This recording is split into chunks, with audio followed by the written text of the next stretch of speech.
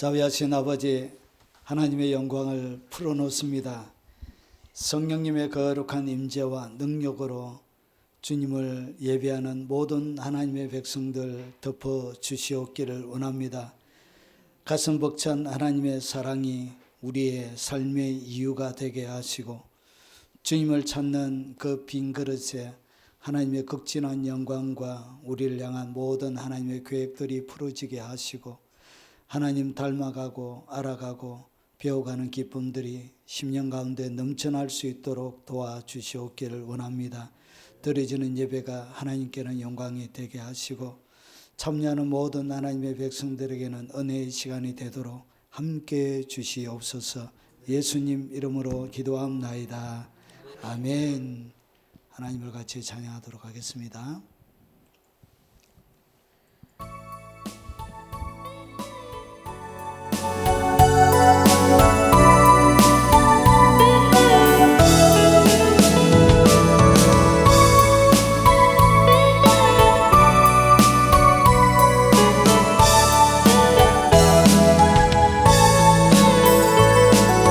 주님 한 분밖에는 아는 사람 없어요. 가슴 깊이 숨어있는 주를 사랑하는 마. 주님 한 분밖에는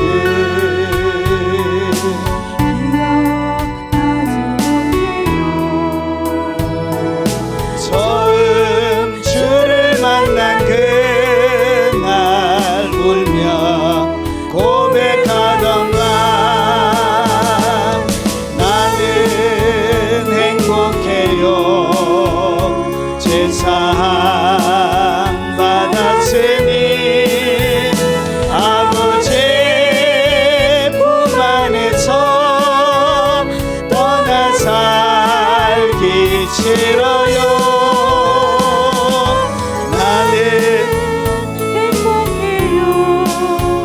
사랑이 샘솟으니 이 세상 무엇이든 채우고도 남아요. 주님 한 분밖에는 아는 사람 없어요. 가슴 깊이 숨어있는 주를 사랑하는 마. 주님 한 분밖에는 기억하지 못해요. 처음 주를 만난 그날 울며 고백하던가 나는 행복해요. 제사 받았으니 아버지 품 안에서 떠나 살기 싫어요. 나는 행복해요. 사랑이 샘솟으니 이 세상 무엇이든 채우고도 남아요. 주님 한 분밖에는 사랑이 없어요. 작은 가슴 뜨거울게 주님 피가 흘러요. 주님 한 분밖에는 약속한이 없어요. 나를 믿고 따르는 자 반석 위에 서리라. 나는 행복해요. 제사 받았으니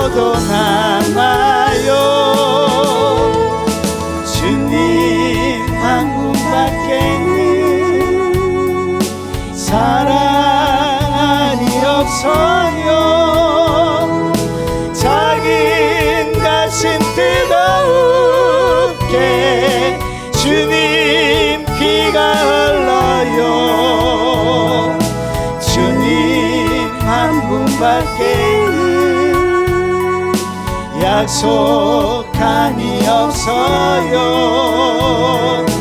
나를 믿고 따르는 자 완성 위에 서리라. 나는 행복해요. 세상 받았으니 아버지 품 안에서 떠나 살기 싫어요.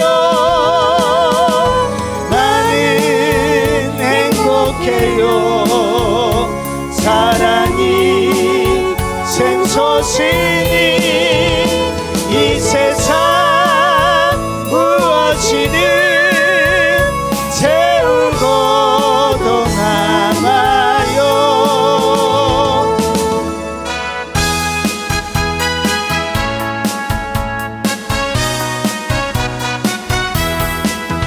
주 여호와를 낭만하는 자 새 힘을 새 힘을 얻으리로다.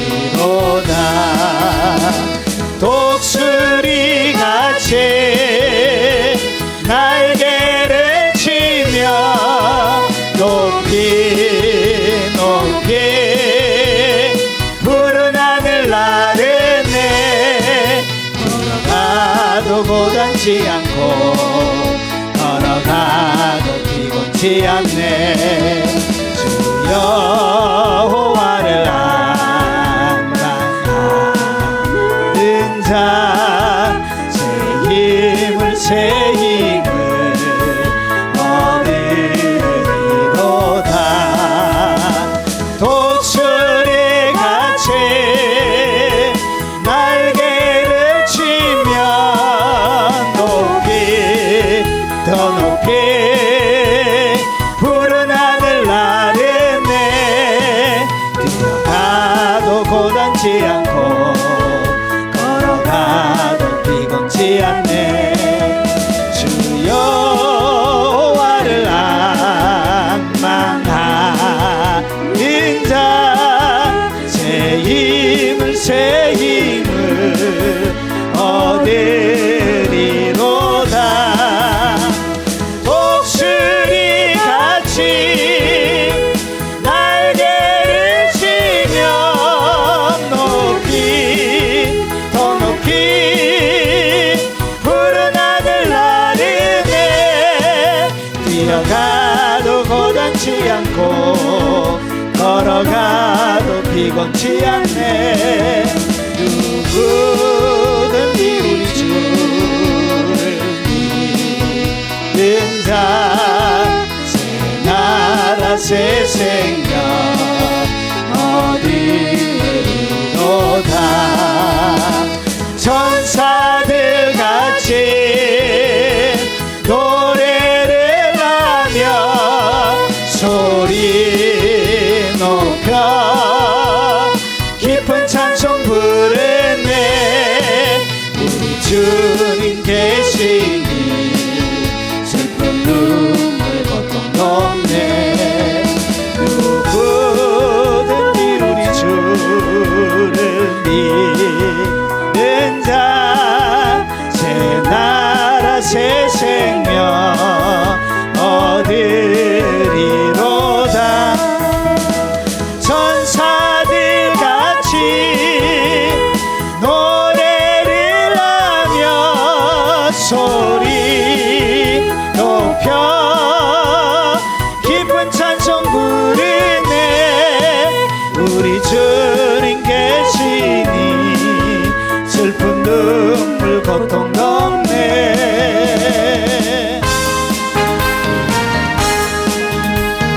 우주의 십자가 보혈로 죄 씻음 받기를 원하네. 내 죄를 씻으신 주 이름 찬송합시다. 찬송합시다. 찬송합시다. 내 죄를 씻으신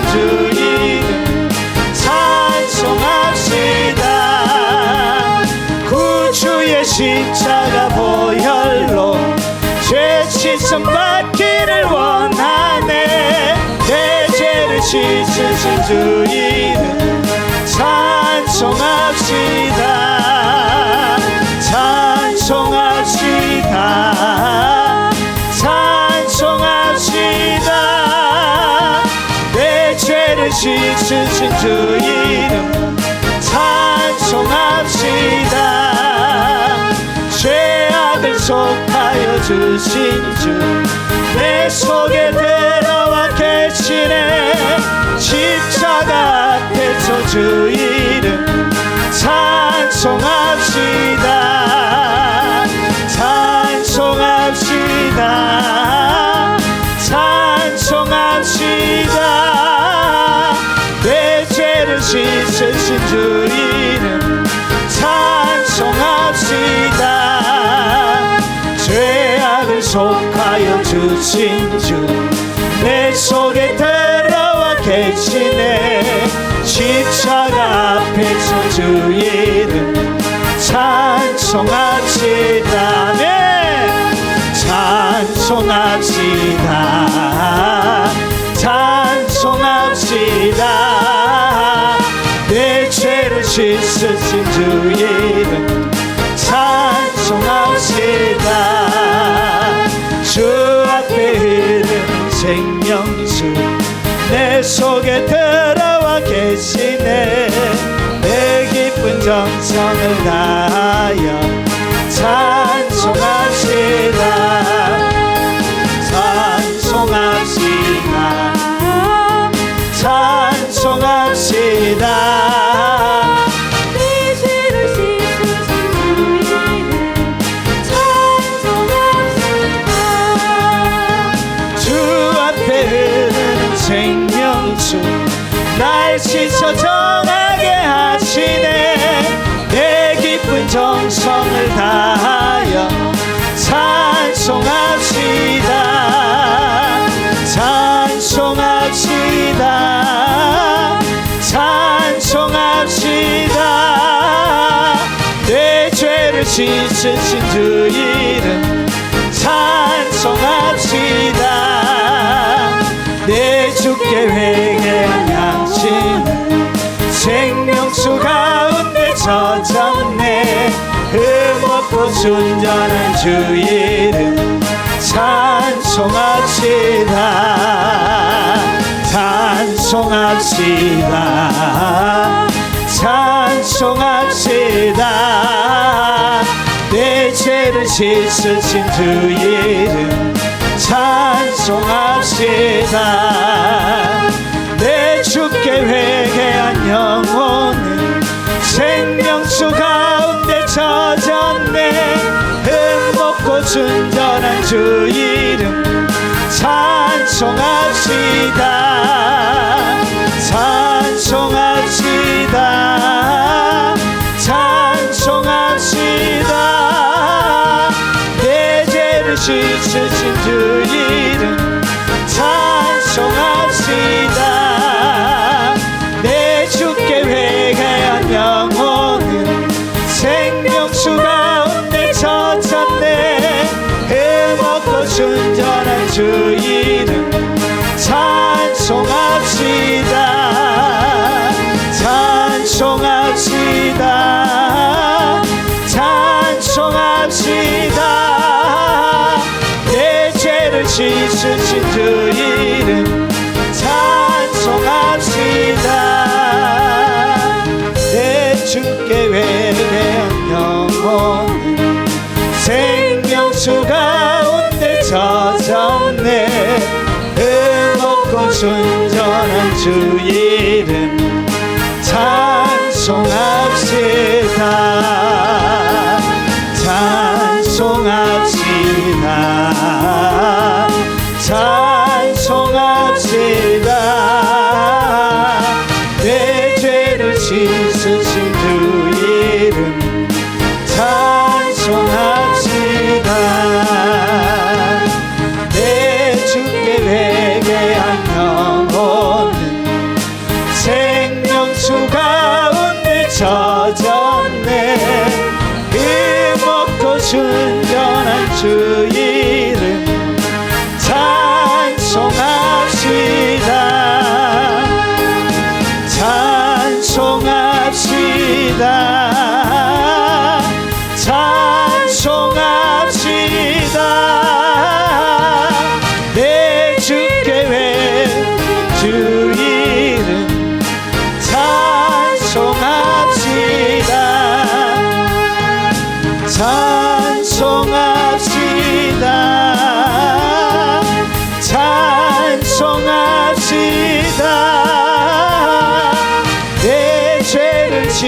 크신 주 이름 찬송합시다.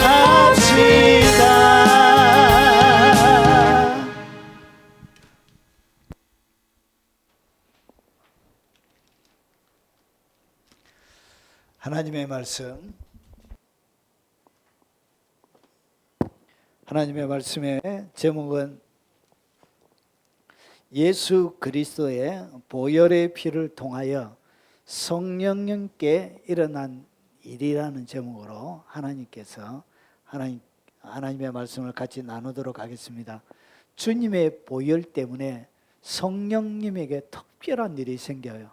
구약과 신약이 아주 선명하게 나눠지는 아주 특별한 일이 생깁니다. 그 특별한 일을 같이 한번 하나님의 말씀을 통해서 살펴보도록 하겠습니다. 자, 히브리서 12장 22절과 24절 말씀을 같이 한번 읽어보겠습니다. 자, 길지 않기 때문에 같이 소리내어서 한번 읽어보겠습니다. 그러나 너희가 이룬 것은 시온산과 살아계신 하나님의 도성인 하늘의 예루살렘과 천사와 하늘에 기록된 장자들의 모임과 교회와 만민의 심판자이신 하나님과 및 온전하게 된 의인들의 영들과 새 언약의 중보이신 예수와 및 아벨의 피보다 더 나은 것을 말하는 뿌린 피니라. 아멘. 자, 천국에 올라가면 천국에 어떤 것들이 있는가? 오늘 히브리서 저자는 저자 미상으로 되어져 있습니다. 그런데 많은 학자들이 공통적으로 이 히브리서는 바울이 기록했다고 그렇게 거의 대부분의 학자들이 그렇게 인정하고 있습니다. 왜 그러냐면 오늘 우리가 읽었던 히브리서 12장의 내용은 천국에 올라가서 본 장면을 기록하고 있기 때문에 그렇습니다. 그러니까 천국에 올라가지 않는 사람은 오늘 이 장면을 기록할 수가 없는 거예요. 그래서 이 땅에 살아있는 동안 천국에 올라가서 천상의 세계를 그가 본 거예요. 천국에 뭐가 있는지를 오늘 보고 온 사람이 이 히브리서 저자가 우리에게 가르쳐주고 있는데, 자, 한 번 더 보겠습니다. 자, 뭐가 있느냐? 여러분, 그러나 너희가 이룬 것은, 그러니까 오늘 여기에 이룬 것은 천국을 이야기합니다. 그런데 오늘 히브리서 12장을 말씀드리기 전에 뭐부터 하나 먼저 이제 기준을 하나, 그러니까 안전장치를 하나 해놓아야 됩니다. 그 안전장치가 뭐냐? 여러분, 고린도전서 13장 9절과 10절에 보면 이런 말씀이 기록이 되어져 있습니다. 우리는 부분적으로 알고, 그러니까 이것도 누가 기록했죠? 바울이 기록했습니다. 그러니까 바울이 이 땅 가운데 하나님의 사람들, 아무리 깊은 영역에 들어가 있는 하나님의 사람들일지라도 자기가 알고 있는 그것들을 갖다가 어떻게 하고 있냐? 부분적으로 알고 있대요.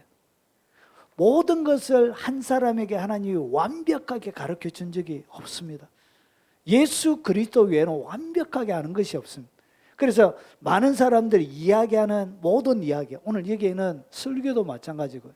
그리고 여기에는 수많은 최고봉에 있는 사람들이 하는 예언도 마찬가지고요.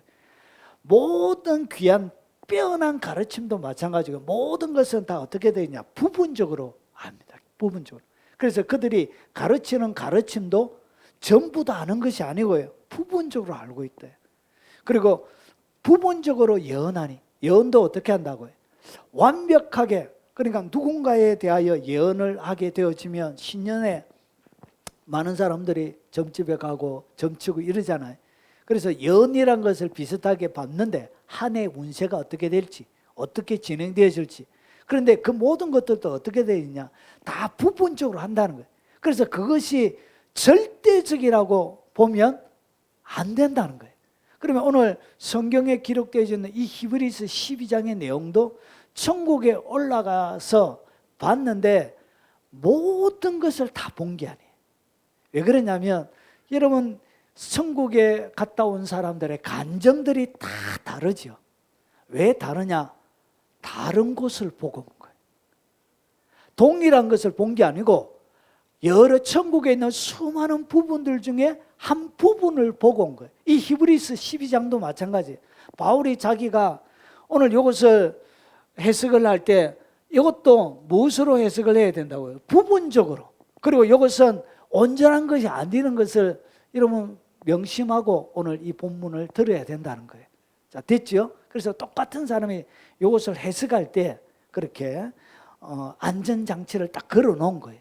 자, 그러면 천국에 뭐가 있냐? 너희가 이런 곳은 시온산과, 시온산, 예루살렘이 있잖아요. 예루살렘이 있는데 그 시온산이 어디에 있대요? 천국에 있더래요. 천국에.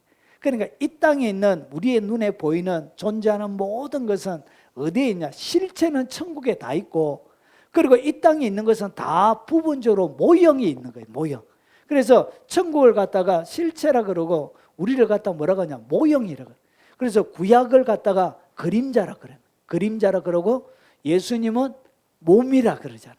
실체라 그런 거지. 자, 그래서 천국에 가니까 뭐도 있더라고요. 시온산이라고 불리는 산도 있더래요.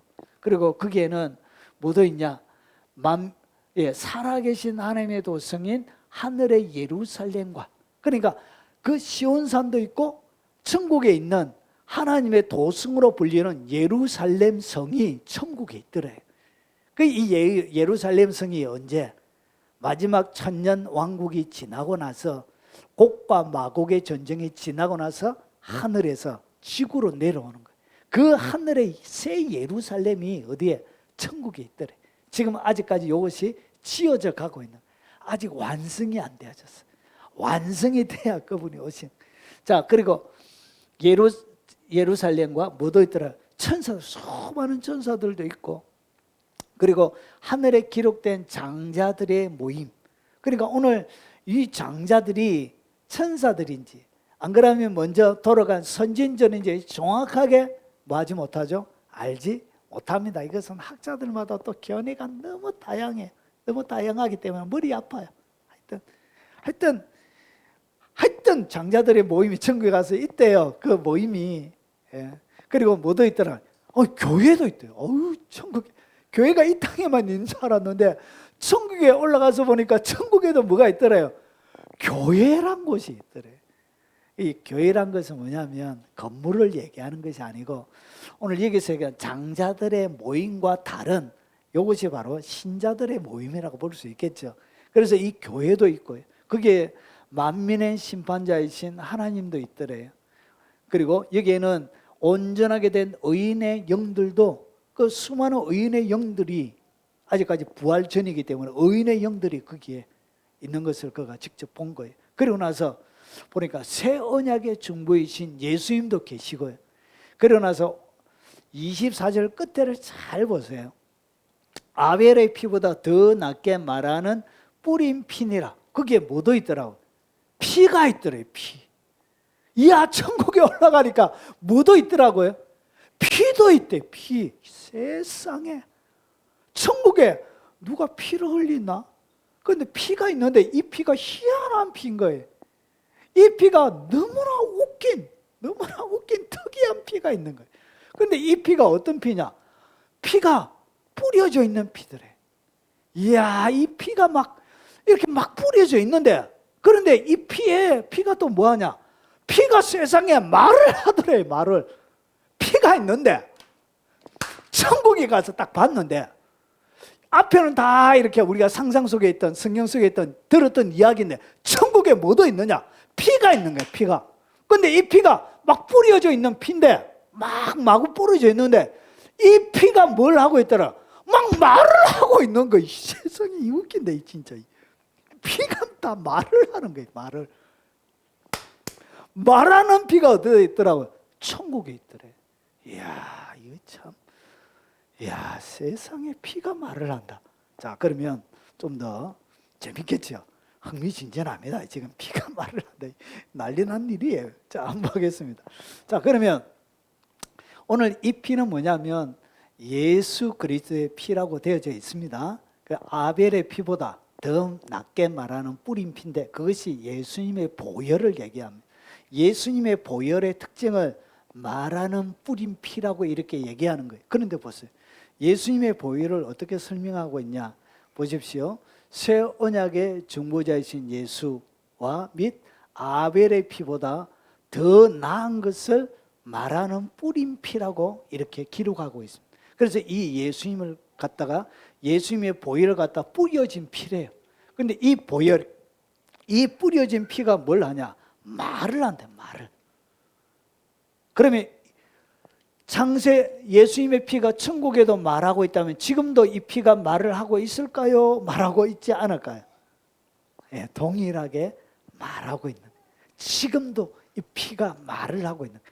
도대체 무슨 말을 할지 여러분 궁금하죠? 그 말하는 내용이 무엇인지 사뭇 궁금하죠? 자, 그러면 좀 더 들어가 보겠습니다. 자, 보십시오. 이 말을 한다는 것은 뭐냐? 대중을 모아놓고 수많은 사람들이 천국에서도 뭘 하냐?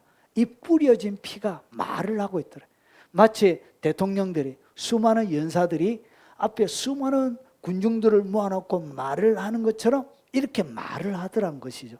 자, 그러면 말하는 뿌린 피는 구약에, 그러면 말하는 뿌린 피다. 이것은 그러면 피가 말하는 것을 어떻게 해야 되냐? 찾아봐야 되겠죠.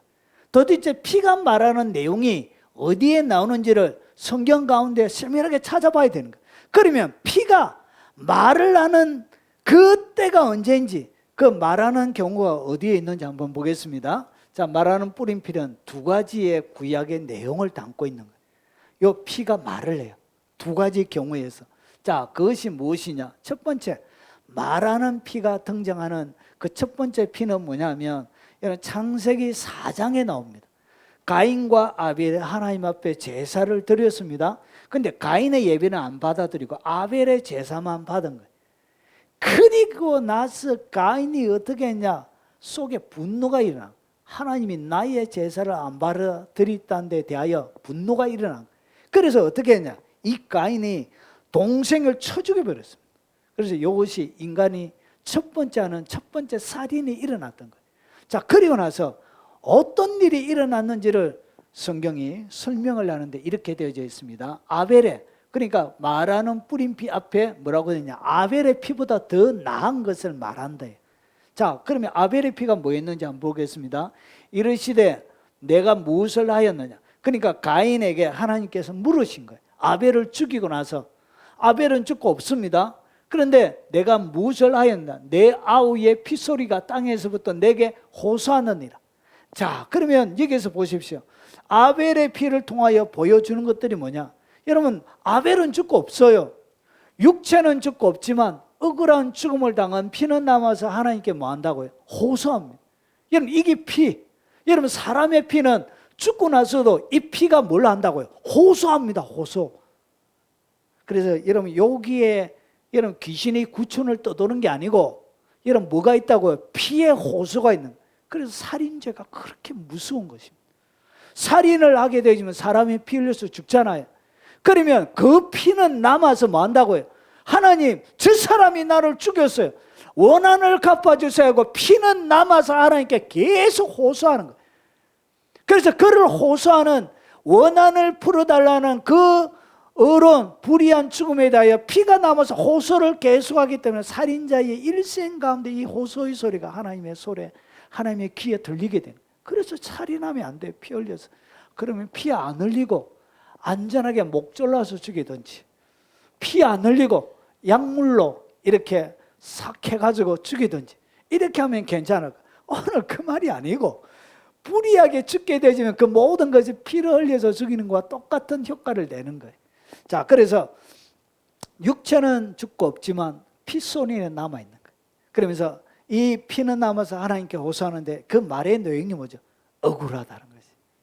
그리고 하는 상처 입은 것, 그의 원한을, 피해자의 호소를 하나님 앞에 부르짖게 되고 막 피해자의 호소를 하나님께 올려드리게 되는 거예요. 그래서 이 피소리는, 아벨의 피는 어떠한 피냐? 원수를 갚아주세요. 그런 피.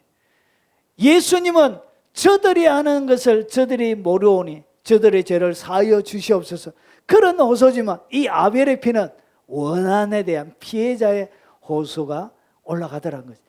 그래서 이 피 자체는 어떤 기능이 있느냐? 피는 말하는 기능이 있습니다. 호소하는 기능이 있습니다. 그러면 내가 손가락 잘라가지고 피 흘리는 그런 피, 이런 것을 얘기하는 것은 아니에요. 사람들은 상상력이 너무나 풍부해가지고 야, 이상한 거 막 만들어내고, 아이 참. 그러면 헌혈해가지고 그 사람의 피 헌혈해가지고 받아들여 헌혈하며, 그러면 그 피, 다른 사람의 피를 받았기 때문에 내 속에 헌혈했던 그 피가 호소합니까? 그런 의미가 아니라는 거죠. 이해가 되시죠? 그래서 피는 전통적으로 불의하게 죽었던 그런 피해자가 되어지는 그 피는 호소력을 갖고 있습니다. 그래서 피는 말한다는 것이죠. 그리고 이것이 말하는 피의 첫 번째 경우예요.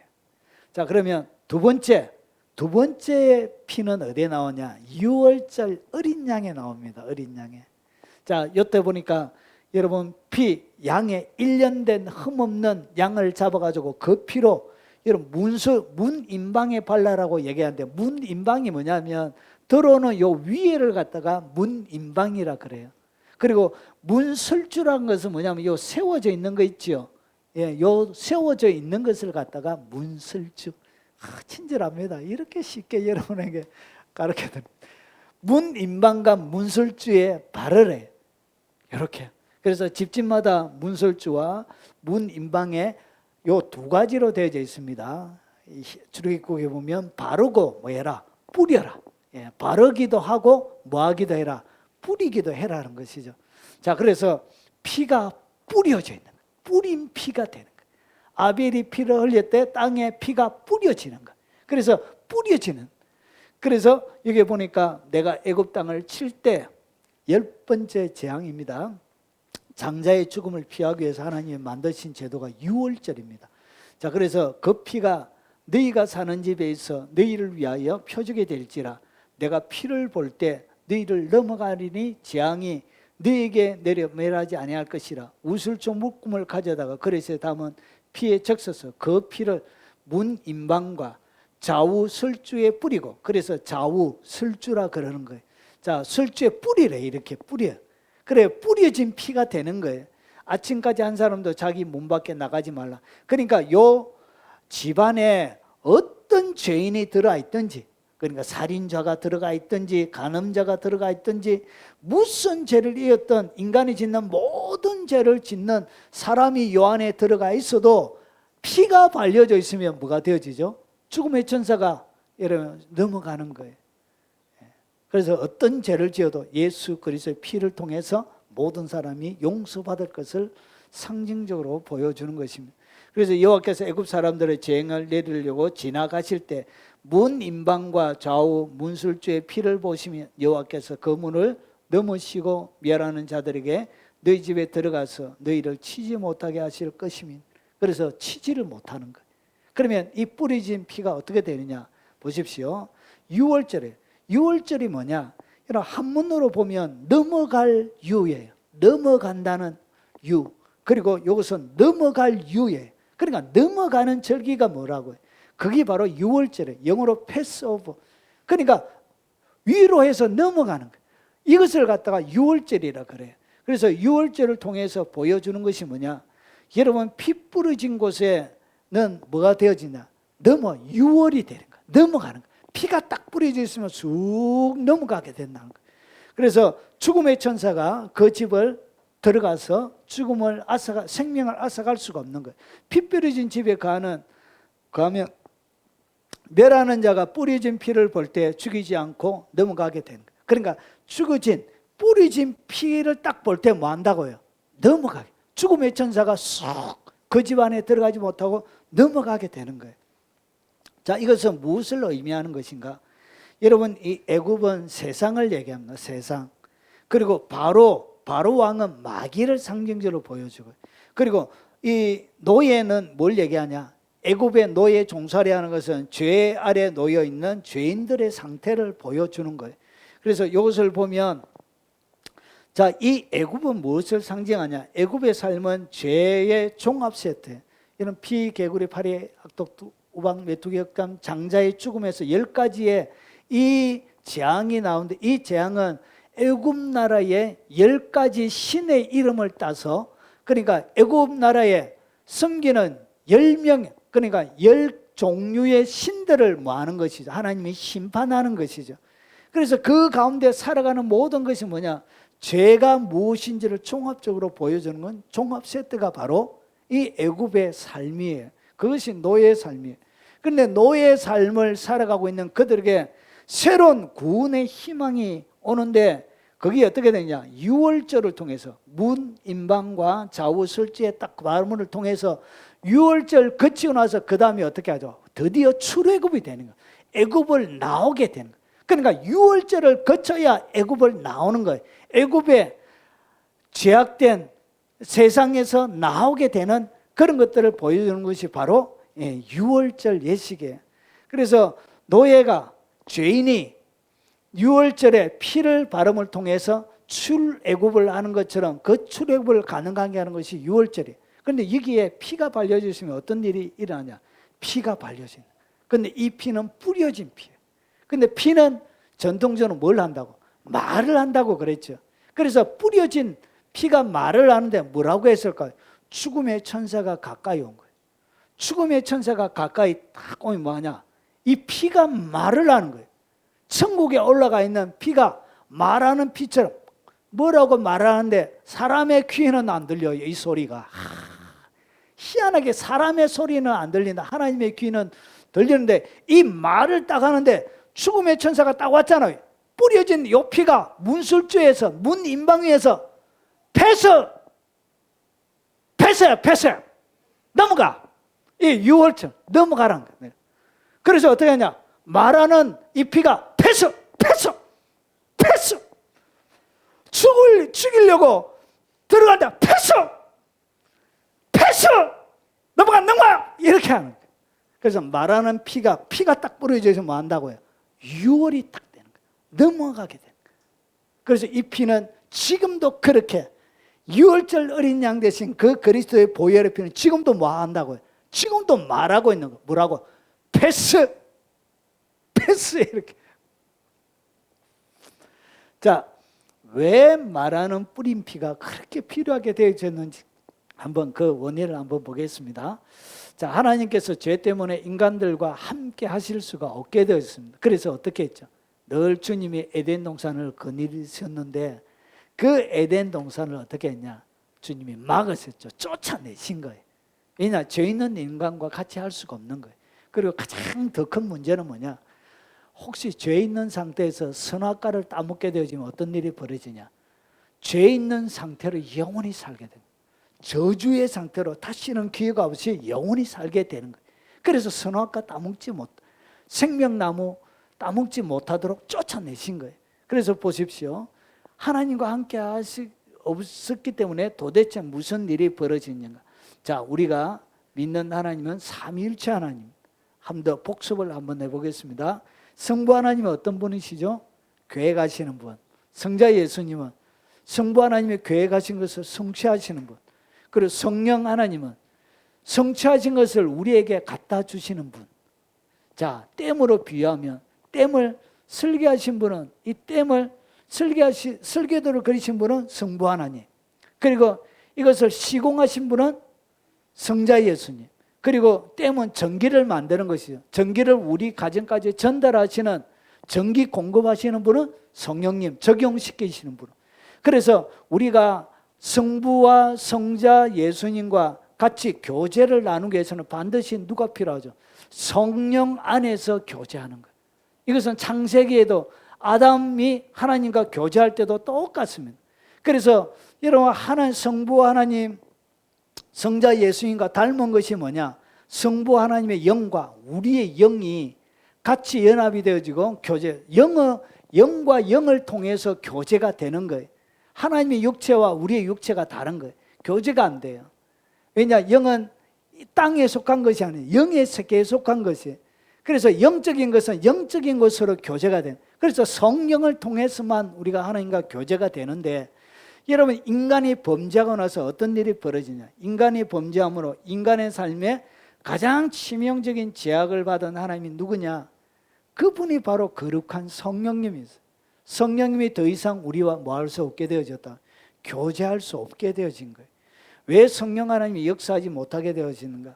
여러분, 인간의 죄 때문에 그 거룩하신 하나님이 인간과 같이 교제가 안 되어지는 거예요. 그래서 하나님은 죄가 있는 곳에는 항상 심판자로 등장합니다. 그래서 교제의 파트너가 아니라 심판자로 역사하는 거예요. 자, 그래서 보십시오. 죄 있는 곳에 성령이 역사하기 위해서 하나님께서 만드신 방식이 뭐냐? 그 죄가 있는데, 그러면 성령님이 역사하려고 하면 이 죄의 문제가 어떻게 돼야 되나? 죄의 문제가 일시적으로 죄의 문제가 해결이 되어져야만이 성령님이 우리와 교제가 가능한 거예요. 이 죄의 문제가 해결이 안 되어지고는 성령님이 우리와 함께 교제할 수가 없게 되는 거예요. 자, 그러면 어떻게 이 죄의 문제가 해결이 되느냐? 피 흘림이 없이는 죄 사함이 없게 하나님이 만드신 법이 있는 거예요. 그래서 보십시오. 로마서 6장 23절에 죄의 삭은 사망이요. 그래서 인간이 결국은 죽는 것입니다. 죄의 결과 때문에 죽는 것인데, 레위기 17장 11절에 보니까 육체의 생명은 피에 있습니다. 이 피 다 빼버리면 사람은 결국은 죽죠. 자, 그래서 이 피를 너희에게 주어 제단에 뿌려 너희의 생명을 위하여 속죄하게 했나이다. 생명의 피에 있으므로 피가 죄를 속죄하는데, 그러니까 이 피는 죄를 뭐하는 능력이 있다고? 속죄하는 능력이 있는 거예요. 결국은 이 죄를 해결하기 위해서는 뭐가 필요하냐? 이 피가 필요한 거예요. 근데 문제가 있습니다. 어떤 문제가 있느냐? 죄인이 피를 흘려서 죽으면 누구 죄 때문에 죽죠? 자기 죄 때문에 죽는 거예요. 그러면 죄인이 죽어버리면 다시금 기회가 없는 거예요. 마치 이런 거예요. 살인자가 살인을 해가지고 그 흉악한 죄 때문에 사형 언도를 받은 거예요. 사형 언도를 받아서 피를 흘려서 총살을 해서, 그렇게 목이 잘려져서 피를 흘리고 죽으면 자기 죄 때문에 죽고, 피 때문에 결국은 흘린 그 피 때문에 그 죄가 어떻게 되죠? 용서가 되는 거예요. 근데 죽어버리니까 다시금 기회가 없는 거예요. 그래서 살아있는 상태에서 뭔가 일이 일어나야 되고, 내가 살아있는 상태에서 살아있는 상태에서 죄 용서함이 일어나야 되는데, 잘 보십시오. 자, 이 죄는 결국은 사망이 되어지는데, 이 죄의 문제를 해결하기 위해서 뭐가 필요하냐? 누군가가 죄 없는 피를 흘려야 되는 거예요.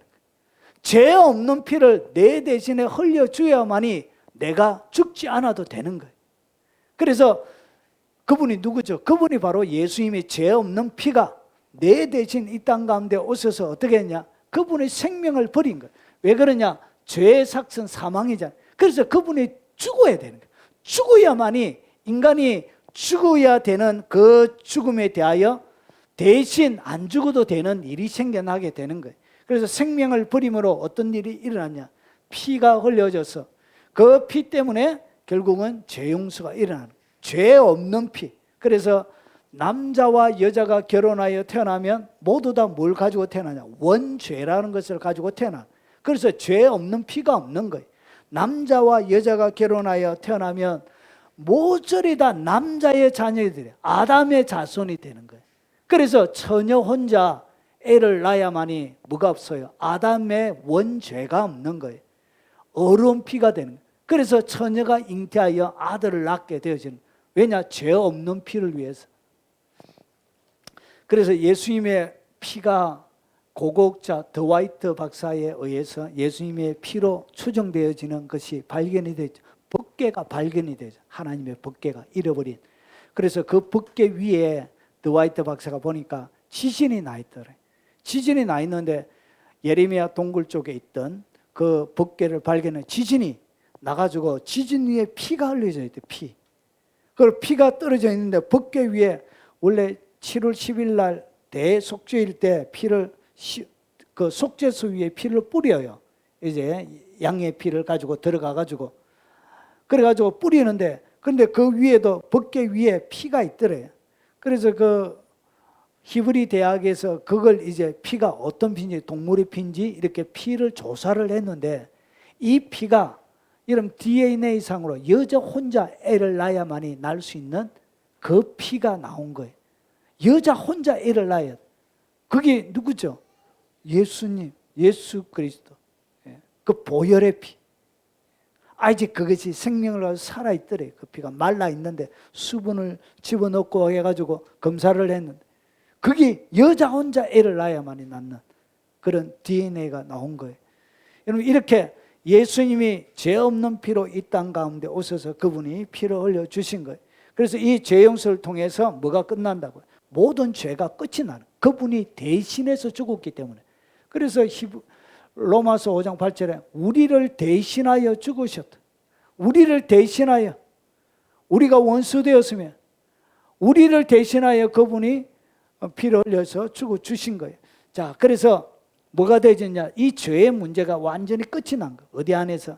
예수 그리스도의 보혈의 피 안에서 끝이 난 거예요. 자, 그러면 히브리서 9장 22절에 율법을 따라 그의 모든 것이 물건이 피로서 정결하게 되나니 피 흘림이 없이는 사함이 없는, 그래서 예수님께서 피를 흘려서 죽어 주신 것입니다. 그래서 구약시대에는 성령님이 왜 하나님께서 이렇게 첫 번째 아담의 가죽옷을 지어 입히시고 피의 제사를 만드는가? 아벨을 통해서. 결국은 이 피 흘림을 통해서 누가 역사하도록? 죄가 용서되지고 성령님이 역사하도록. 성령님을 통해서 우리가 은혜를 받는 거예요. 성령님을 통해서 복을 받게 되어지는 거예요. 그래서 성령님이 우리에게 은혜와 사랑을 부어주게 하기 위하여 뭐가 필요했다? 피의 제사가 필요했던 거예요. 그래서 이 아담의 옷을 입을 때 주님이 동물을 잡았죠. 아마 양이겠죠, 양. 그래서 한 번도 아담은 피를 본 적이 없는 거예요. 양을 가죽옷을 입기 전까지 피를 본 적이 없는 거예요. 아담은 자기 속에 뭐가 있는지를 본 적이 없는 거예요. 그때 이 동물을 잡아서 가죽을 벗겨서 줄 때 그때 피를 본 거예요. 피, 그 보혈의 피. 그래서 어떤 분이 환상 가운데 그 예수님이 에덴 동산에서 입히는 그 가죽, 그 장면을 주님이 환상을 열어서 보여준 것을 간증하는 것을 제가 어떤 목사님이세요. 그걸 들었는데 이 피를 딱 입히는데 그 온 가죽에 피가 철철철 떨어지는 그 피 떨어지는 그 가죽을 아담과 하와에게 하나님께서 입히시더라는 거죠. 피에 젖어 있는 그 가죽을. 그 간증을 들은 적이 있습니다. 그래서 이 피를 통해서 뭐가? 죄 용서가 일어나는 거예요. 자, 그래서 여러분 뒤에 보니까 아벨의 피의 제사도 마찬가지. 성령님이 역사하기 위해서 공간을 만들어낸 거예요. 애굽에서 유월절 어린 양의 피도 마찬가지고요. 성막의 피의 제사도 마찬가지고요. 성전의 피의 제사도 결국은 누구를 위해서? 성령님이 역사하도록 하기 위해서 하나님께서 이렇게 피의 제사를 만드신 것입니다. 죄 용서함을 위해서 만드신 것입니다. 자, 그러면 죄가 있는 곳에 성령이 역사하기 위해 하나님께서 만드신 방법이 뭐냐? 그게 바로 피의 제사, 피 흘림이라는 것을 만드는 거예요. 그 피의 제사는 결국은 성령님께서 자유롭게 운행하여 하나님의 좋은 것을 우리에게 전달하기 위해 필요한 것으로 하나님께서 만드신 것입니다. 자, 이제부터 정신 바짝 차리고 따라오십시오. 자, 구약 시대의 피의 제사는 한계점을 가지고 있습니다. 한계점. 자, 그것이 무엇이냐? 그럼 구약 시대 죄사함은 단회적입니다. 단회적이란 것은 제사의 제사, 이것은 한 번으로 딱 끝난다는 거예요. 그러니까 한 번 제사를 지내면 뒤에 죄 지어도 괜찮은 것이 아니라, 여러분 뒤에 죄 짓고 죄 지으면 다시 제사를 반복적으로 드려야 되는 거예요. 그래서 죄 짓기 전까지만 유효한 것이에요. 이게 피의 제사의 한계예요. 죄를 지으면 다시 피의 제사를 드려야 하는 거예요. 계속 드려야 되는 거예요. 한 번으로 끝나는 것이 아니에요. 죄를 취할 때마다 와가지고 피의 제사를 드려야 되는 거예요. 양을 잡고 소를 잡고 해야 되는 거예요. 제사장이 해마다 다른 것의 피로서 성소에 들어가는 것 같이 자주 자기 일을 드리려고 아니하지는. 그러니까 해마다 대속죄일마다 7월 10일마다 계속 뭘 해야 된다. 계속 절기를 지내야 되는 거예요. 그래서 이것은 한 번으로 끝나는 일이 아니더란 것이죠. 자, 그래서 예수님은 어떻게 했냐? 그가 세상을 창조한 때부터 자주 고난을 받아서야 할 것이로되 이제 자기를 단번에 제물로 들어 죄를 없이 하시고 세상 끝에 나타나신, 그래서 단번에 자기의 몸으로 완전한 제사를 지내신 것입니다. 자, 죄를 지으면 여러분 저는 것, 아픈 것, 눈먼 것, 상처 입은 것 이런 거 드리면 안 되고요. 하나님의 나라에는 항상 정결한 걸 드려요. 이런 말라기 2장에 보면 하나님께서 받지 않는 제사가 나오죠. 거기 보니까 저는 것, 상처 입은 것, 아픈 것, 쓸모없는 것, 그런 거 하나님께 드린 거예요. 그런 것들은 안 받는다는 거예요.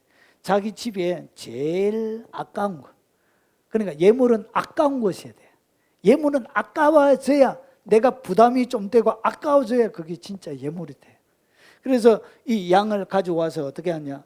이런 안수를 합니다. 나는 이런 죄 거짓말 하는 죄를 지었습니다 해서 양에게 안수 기도를 하는 순간 전가가 되는 거예요. 그러고 나서 뭐 하죠? 양을 데리고 온 사람, 제사장이 잡는 게 아니에요. 데리고 죄를 지은 그 사람이 와서 그 사람이 잡습니다. 이런 어떤 목사님들 제사장이 잡는다 그러는데 그거는 절기를 지낼 때, 행사할 때 하지만 개인적인 죄는 누가 잡느냐? 죄 지은 그 사람이 와서 자기가 안수하고 자기가 잡아요. 그러니까 얼마나 자기가 지은 죄 때문에 양이 음매하며 죽는 장면을 자기가 봐야 되는 거예요. 그래서 죄 짓는 것이 얼마나 무서운 것인지를 깨닫게 하는 거예요. 그리고 나서 그 다음에 번제단에 태워서 이렇게 올려드리게 되죠. 이것은 뭐냐? 죄를 지을 때마다 계속 해야 되는 거예요. 그래서 구약의 이 제사는 뭐냐? 한계점을 가지고 있는 거예요. 단회적이 아니고 영원한 것이 아니고 지을 때마다 드려야 되는 거예요. 자, 그러면 예수님께서 십자가에서 피를 흘려 단번에 죽으실 때 예수님의 십자가의 죽음은 좀 차이가 납니다. 다릅니다. 그래서 죽으실 때 흐르는 피를 받으신 분이 누군가? 여러분, 예수님이 돌아가실 때 보십시오. 예수님께서 십자가에 못 박혀서 돌아가실 때 이 흐르는 피를 누가 받았어요? 주님이. 그냥 피가 있는 것이 아니고 보십시오. 하물며 영원하신 성령으로 말미암아 흠없는 자기를 하나님께 드린 그리스도의 피가, 그러니까 하나님께 그리스도의 피를 올려드리게 되는 거예요. 그런데 그리스도의 피를 하나님께, 그러니까 천국에 가니까 말하는 뿌린 피가 있다 그랬죠. 그러면 이 말하는 뿌린 피를 어디에 갖다 놓는 사람? 천국에 갖다 놓는 분이 계셨다는 것이죠. 그래서 그 천국에 갖다 놓으신 분이 누구냐? 그분이 보십시오. 성령으로 말미암아. 그러니까 성령님이 예수님께서 흘리신, 쉽게 이야기하면 피만 받으신 것이 아니고 뒤에 보면 물도 같이, 물과 피를 성령님이 다 받아가지고 어디에? 천국에 갖다 놓는 분이 누구라고요? 그분이 바로 성령님이에요. 성령으로 말미암아 흠없는 자기를 하나님께 드린 그리스도의 피라 그래요. 그래서 성령님이 예수 그리스도에서 흐르는 피를 딱 받으시는 거예요. 그래서 하나님께 올려드리는 게 되는 것입니다. 자, 그러면 이 피를 받으신 성령님께는 독특한 일이 일어납니다. 오늘 제목처럼 어떤 일이 일어나냐? 이 흐르는 예수 그리스도의 보혈의 피를 성령님이 받아서 하나님께 딱 올려드리고, 그러면서 성령님에게는 구약시대와 다른 독특한, 아주 독특한 일이 일어나게 됩니다. 그것이 뭐냐? 예수님의 피를 받으신 성령님께는 어떤 일이 일어나냐? 여러분, 히브리서 9장 14절 말씀드렸습니다. 자, 그러면 요한일서 5장 5절부터 8절을 보면 잘 보십시오. 예수께서 하나님의 아들심을 믿는 자가 아니면 세상을 이기는 자가 누구냐? 그러면서 예수님을 소개하는데 이는 물과 피로 임하신 이니 곧 예수 그리스도시라. 그러니까 예수님을 어떻게 설명하고 있죠? 물과 피로 이 땅 가운데 임하셨대요. 그러니까 예수님의 육체의 몸을 빌어가지고 물과 피로 임하신 자라 이렇게 소개하고 있습니다. 자, 그러면 물로만 아니요, 물과 피로 임하시고 정언한 이는 성령이시네. 성령은 진리다. 그리고 구약시대에 여러분 성령님이 정언하셨는데 이 성령님을 갖다가 뭐라 그런다고요? 진리래, 진리. 그러니까 예수님을 증거하고 하나님을 보여줬던 그 성령님은 바로 진리로 구약시대에 역사하셨다는 것이죠. 자, 그러면 오늘 여기서 여러분 성령님이 뭘 받는다 그랬죠? 예수님의 보혈의 피를 받는다고 그랬죠. 그래서 성령님이 보혈의 피를 받고 어떤 일이 일어나냐 보십시오. 정언하는 이가 셋이니, 이런 구약시대에는 정언하는 이가 누구였죠? 한 명밖에 없었습니다. 하나, 죄송해요, 하나님이신데 한 분밖에 없었어요. 정언하는 일은 성령밖에 없어요. 구약에 정언하는 일이라고 불리는 것은 성령님인데 이 성령님이 바로 진리인데, 그런데 예수님이 십자가에 못 박히고 나서 이 정언한 네가 하나가 아니고 세 개가 된 거예요. 세 개가 됐는데 정언한 네가 셋이니 성령과 물과 피라 이 셋은 합하여 뭐가 되어진다고? 하나가 돼요. 왜요? 성령과 물과 피가 하나가 되느냐? 뭐 하셨다고요? 예수님이 흘리신 그 보혈의 피를 누가? 성령님이 받으신 거예요. 성령님이 받아가지고. 그런데 오늘 여기서 보니까 여러분 앞에는 히브리서 9장에는 물에 대한 설명이 없지만 오늘 요한일서에 보니까 뭐도 있더라고요. 물도. 그러니까 주님이 흐르는 물과 피, 이 예수님의 물과 피를 누가 받았다고? 성령님이 받아서 성령님의 뭐가 되어졌다고? 성령님과 하나가 되어진 거예요. 그러니까 성령님이 역사할 때는 뭐가 역사한다고요? 보혈의 피가 같이 역사하는 거예요. 성령님이 역사할 때는 예수님이 흘리신 물이 같이 역사하는 거예요. 생명의 역사. 그래서 성령님을 갖다 뭐라 그런다고? 진리의 영인데 이 진리의 영이 어떻게 생명수가 되어졌느냐? 무엇을 받았다고? 예수님이 반석인데 예수님을 통해서 뭐가 나왔죠? 생명수가 구약시대의 반석으로 쪼개진 물을 먹었죠.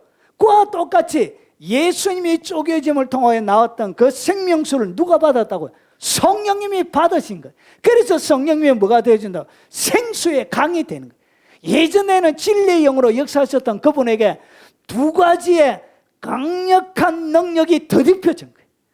그러니까 성령님이 언제든지 역사할 수 있도록 성령님이 자유롭게 여러분의 삶들 가운데 인간의 삶들 가운데 권세와 능력을 행사할 수 있도록 구약시대에는 죄 때문에 역사를 못했던 거예요. 역사를 못했던 그분이 뭘 입었다고요? 보혈을 입은 거예요. 언제든지 역사할 수 있는 예수 그리스도의 보혈과 생수의 강을 덧입힌 거예요. 그래서 물과 피와 성령은 이 셋이 합하여 뭐가 되어진다? 하나가 되는 거예요. 정리하면 이런 것입니다. 예수 그리스도는 물과 피로 임하신 자입니다. 성령님은 정언의 영이었습니다. 진리로 불려졌습니다. 그런데 예수님이 십자가에 못 박히고 나서 어떻게 했냐? 이 성령님께서 예수님의 물과 피를 받으신 거예요. 물과 피를 딱 받는 순간 하나님께 올려드리고 그리고 하늘에 뿌려진 말하는 뿌린 피가 있는 거예요. 그러나서 뿌린 피 하늘에만 있는 것이 아니라 성령님이 보혈의 피를 입고 계신 거예요. 그래서 이 세계가 드디어 성령님에게는 구약시대에 존재하지 않았던 물의 능력, 보혈의 능력이 합쳐진 거예요. 그래서 이것이 뭐가 됐다? 하나가 된 거예요. 그래서 여러분이 보혈의 찬양을 막 부르게 되어지면 누가 역사한다? 성령님이 역사해요. 성령님만 불러도 뭐가 같이 역사한다고? 보혈의 능력과 권세가 같이 역사하는 거예요. 하나님의 생수의 찬양을 불러도 뭐가 역사한다? 성령과 보혈이 같이 역사하는 거예요. 요거 세 개는 항상 같이 이제 하나가 되어진 거예요. 자, 그러면 재밌습니까? 이거 좀 딱딱한데 딱딱하긴 해도 이게 진짜 영향이 아주 듬뿍 있는 거예요. 성령님께서 어떻게 우리에게 오시게 되는가 보십시오. 에베소서 1장 13절 진리의 말씀과 너희의 구원의 복음을 듣는 거예요. 구원의 복음을 우리가 딱 듣습니다. 듣고 그 안에서 또한 믿어. 그러니까 구원의 복음의 말씀을 내가 마음으로 딱 믿게 되어지는 거예요. 믿게 되어지면 누가 온다고? 성령님이 오시면서 뭐 하신다고? 인을 딱 쳐버려. 인을 친대. 내가 딱 믿으면 성령님이 싹 들어오면서 뭐 한다고? 인을 빡 쳐버리는 거예요. 인. 무슨 인을 치냐? 보십시오.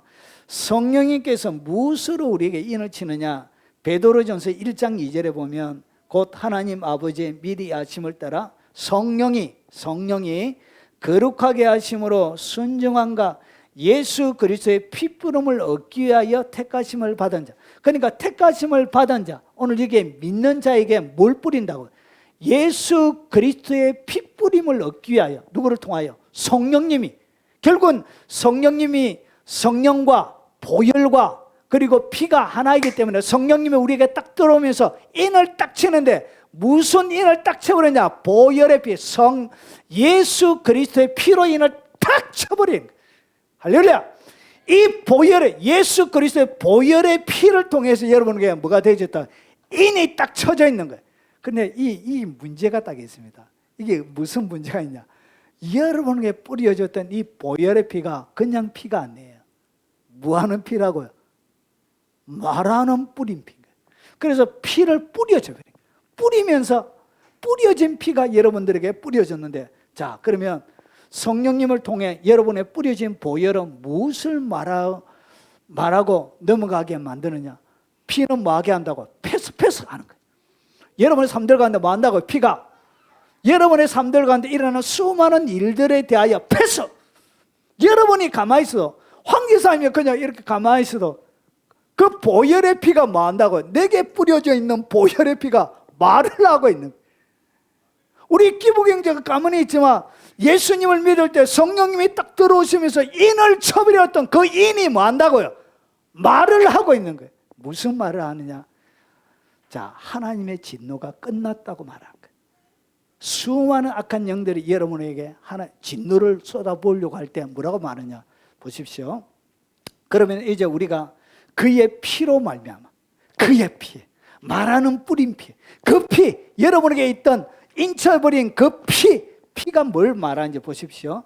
피로 말미암아 어렵다 하심을 받았으니 더욱 그로 말미암아 진노하심에서 구원을 받을 것이다. 그래서 내 인생 가운데는 뭐가 지났다고? 하나님의 진노가 끝이 났다는 거지. 하나님의 진노가 다가올 때마다, 하나님이 진노를 내릴 때마다 하나님 하면서 뭐하다? 진노가 끝났는데요. 진노가 끝났어요. 진노가 끝났어요. 그걸 누가 얘기한다? 내게 있는 보혈에, 내게 뿌려져 있는 그 보혈의 피가 말을 하는 거예요. 진노가 끝나. 하나님의 진노가, 이제 여러분들이 내릴 수 있는 진노는 하나님에게는 남아있지 않습니다. 하나님의 진노를 어디에 다 쏟아붓고 끝을 냈냐? 십자가에서.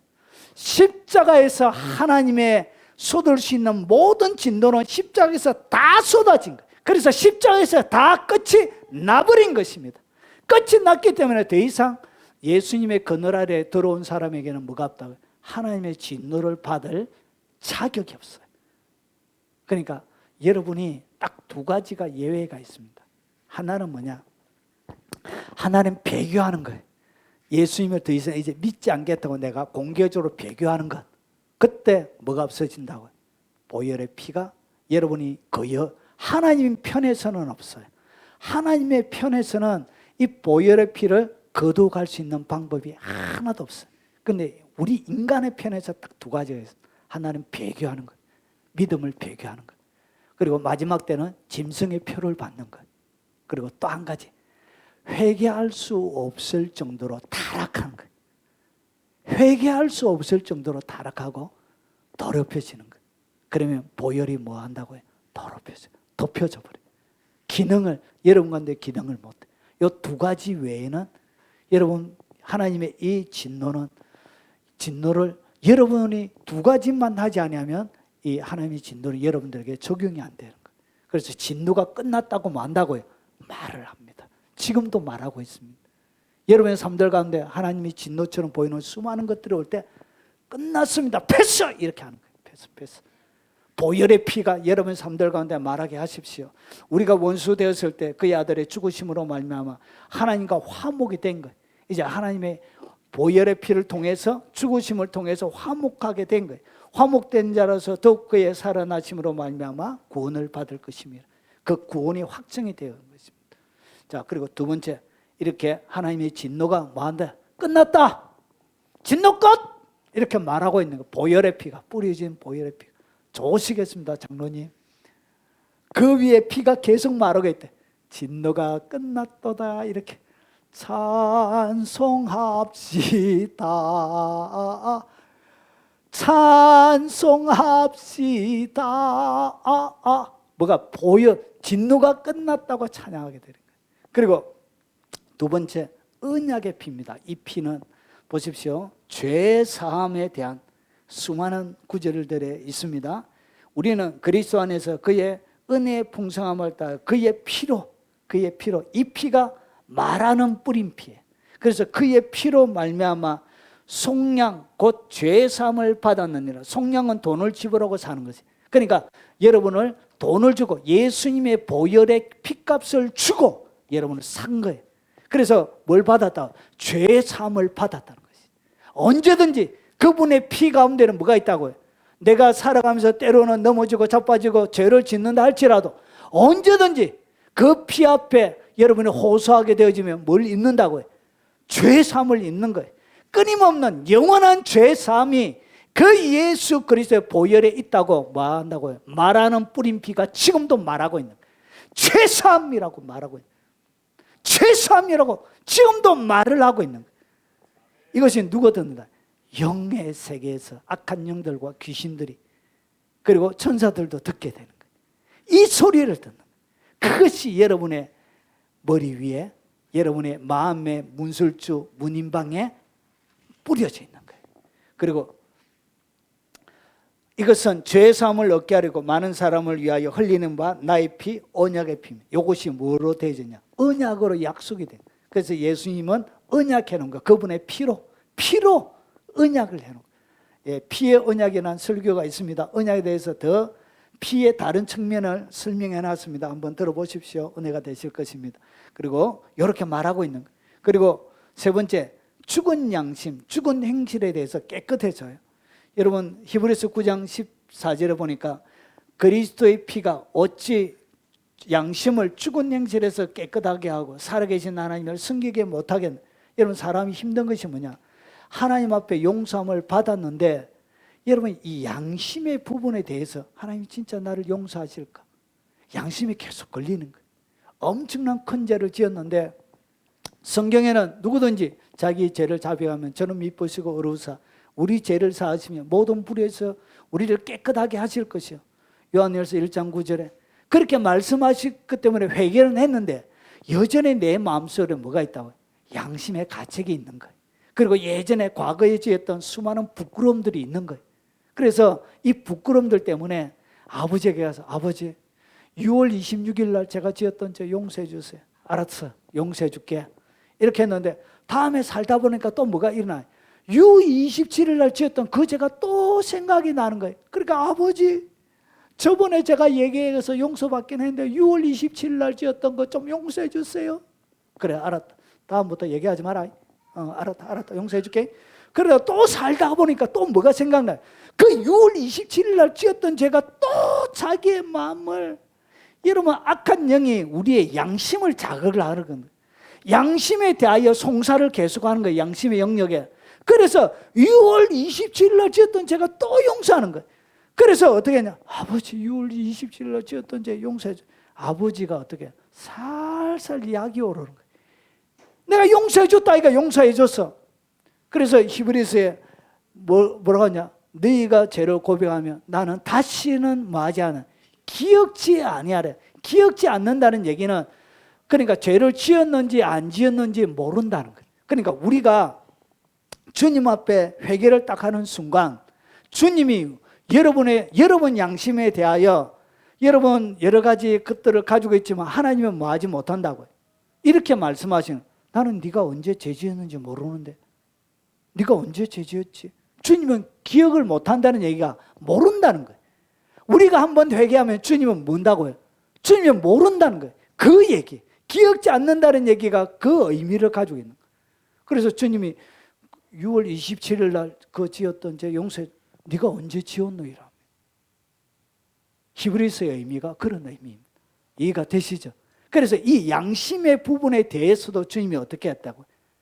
예, 깨끗하게 용서해 주신 거예요. 믿습니까? 그것이 뭐가 얘기한다고? 여러분에 뿌려져 있는 말하는 뿌린 피가 양심에 대해서도 깨끗해졌다 계속 말하고 있는 거예요. 그래서 양심의 영역을 통해서 송사해요. 그리고 우리가 기도하면서 하나님 잘못했습니다 이렇게 얘기할 때 마귀가 네가 그렇게 해서 용서해 주겠냐고, 입장 바꾸는 거 생각해봐라 하나님이라고, 어떻게 용서가 되겠냐고, 이렇게 안 되지. 그래가지고 계속 악한 영들은 양심을 가지고 송사합니다. 거기에 대하여 보혈의 피가 말한다고, 끝났다 패스 이렇게 말하고 있는 거예요. 그 의미를 아시겠죠? 자, 그래서 요한일서 1장 7절에 그가 빛 가운데 계신 것 같이 우리도 빛 가운데 행하며 우리가 서로 사귐이 있고 그 아들 예수의 피가 우리를 모든 죄에서 깨끗하게 하실 거예요. 어떤 죄는 되고 어떤 죄는 안 되고 그게 아니고 모든 죄, 인간이 지을 수 있는 모든 죄에 대하여 깨끗하게 하신다는 것이죠. 그것을 뭐가 얘기하고 있다고? 말하는 뿌린 피가 지금도 말하고 있는 것입니다. 증언하고 있는 것입니다. 자, 그리고 무장해제, 승리의 이유입니다. 어떤 일이 벌어지냐? 강한 자가 무장을 하고, 이 강한 자는 악한 사단을 얘기합니다. 사단이 무장을 하고 지키고 있는, 무장은 뭐냐? 죄를 얘기합니다. 죄. 무장을 하고 자기 지킬 때는 그 소유가 안전한데 더 강한 자, 이분은 예수님을 얘기합니다. 그래서 더 강한 자가 와서 그를 굴복시킬 때는 그가 믿던 무장을 빼앗고, 그래서 예수님이 보혈의 피를 통하여서 죄를 용서해 주신, 죄를 없애버리는. 그래서 어떻게 하냐? 마귀가 사용하던 그 무기를 어떻게 하냐? 무장을 빼앗기게 되는, 죄가 없어져 버린 거예요. 그의 재물을 나누는 일. 결국은 어떻게 했냐? 마귀의 모든 권세와 능력이 해방되어졌다고. 그래서 어떠한 영적인 눌림, 귀신 들림, 어떠한 영적인 눌림에도 모든 것이 끝났다고 누가 얘기하고 있다? 말하는 뿌린 피가 말을 하고 있는 거예요. 그래서 누구도 여러분을 말할 수 없다고요. 속박하거나 눌리거나 압제하거나 영적인 어려움을 겪게 할 수 있는 법적인 어떠한 세력도 존재하지 않는 것을 말하는 뿌린 피가 지금도 말하고 있는 것입니다. 여러분에게 인쳐져 있는 그 보혈의 피가 지금도 말하고 있다는 것이죠. 그래서 무장이 해제되어졌습니다. 귀신 들릴 필요가 없습니다. 어떠한 영적인 눌림에 어두운 가운데 살 필요가 없습니다. 여러분, 자유입니다. 자유. 그것이 말하는 뿌린 피가 말하고 있는 것입니다. 또 우리 형제들이 어린 양의 피와 자기들이 증언하는 말씀으로서 그를 이겼으니 그들은 죽기까지 자기들의 생명을 아끼지 아니하였는, 결국은 이 어린 양의 피가 마지막 시대에도 여러분들을 이기게 만드는 그런 역할을 하게 되는 것입니다. 마지막입니다. 자, 찬양의 제목이 됩니다. 그래서 이 보십시오. 그들이 계시록 5장 9절에 천국에 올라가서, 여러분 천국에는 무슨 노래가 울려 퍼질지 궁금하지 않습니까? 오늘 요한이 올라가서 보한 거예요. 천국에 무슨 노래가 울려 퍼지냐 보십시오. 자, 그들이 새 노래를 불러 이르되 두루마리를 가지고 그 인봉을 떼기에 합당하시도다. 일찍 죽임을 당하사 각 족속과 백성과 방과 백성과 나라들 가운데 사람들을 피로 사서 하나님께 드리고, 새 노래를 불러서 이러는데 이 가사 내용이 뭐라고? 결국은 예수 그리스도와 그의 보혈의 피에 대하여 천국에서 찬양이 울려 퍼지는 거예요. 그래서 보혈의 찬양을 하게 되면 천국과 네트워크가 연결이 됩니다. 실행이 되어져요. 천국에서 똑같은 노래가 이 땅 가운데 딱 연결되어지기 때문에 연결이 확 되는 거예요. 그래서 보혈의 피는 이 땅 가운데 여러분이 찬양하는 영원한 찬양의 제목이 되고, 천국에도 뭘 찬양한다고? 예수님과 그의 흘리신 피를 가지고 열방을 사신 보혈의 그 피를 찬양하고 노래하게 돼. 그 말하는 피가 천국에서 지금도 요 5가지를 말하고 있습니다. 계속 말하고, 이 피가 어디에 뿌려졌다고? 말하는 뿌린 피가 여러분에게, 여러분의 영혼에 어떻게 돼? 인이 딱 박혀져요. 인을 딱 쳐놓으신 거예요. 그리고 그 피가 지금도 영의 세계 속에 말을 계속하고 있습니다. 패스, 패스, 패스. 한번 해보겠습니다. 패스. 넘어가, 넘어가.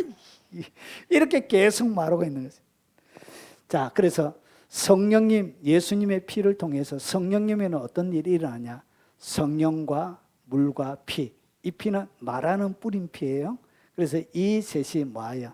하나가 딱 되어지는 일이 일어난 것입니다. 그래서 자유롭게 역사하는 성령의 시대가, 성령의 발판이 열려진 것입니다. 그래서 구약 시대와 비교할 수 없는 성령의 나타남이 예수님 이후에 일어나게 되어진 것입니다. 그 하나님의 능력과 보혈의 피의 권세가 여러분의 삶들 가운데 충만하시길 주의 이름으로 축원합니다. 우리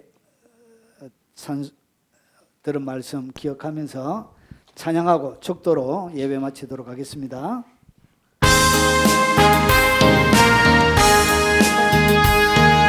구주의 십자가 보혈로 죄 씻음 받기를 원하네. 오, 신 주 이름 찬송합시다. 찬송합시다. 찬송합시다. 내 죄를 씻으신 주 이름 찬송합시다.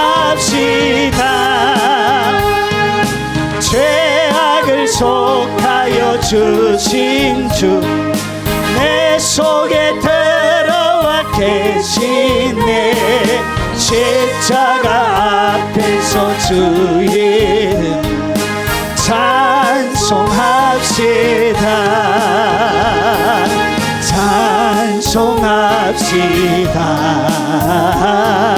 찬송합시다. 내 죄를 씻으신 주 이름 찬송합시다. 주 앞에 흐르는 생명수 날 씻어 정하게 하시네. 내 깊은 정성을 다하여 찬송합시다. 찬송합시다. 찬송합시다. 오, 내 죄를 씻으신 주 이름 찬송합시다. 내 주께 회개한 영혼은 생명수 가운데 젖었네. 흠없고 순전한 주 이름 찬송합시다. 찬송합시다. 찬송합시다. 오, 내 죄를 씻으신 주 이름 찬송합시다.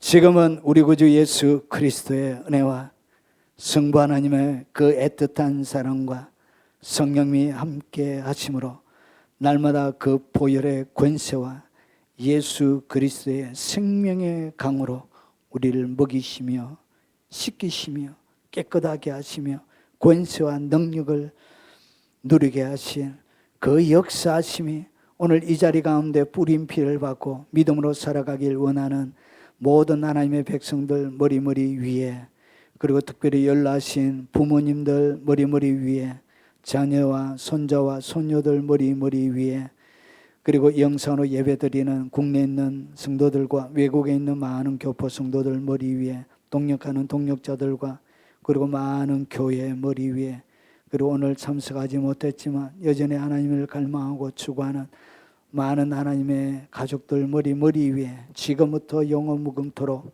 함께 있을지어다. 아멘.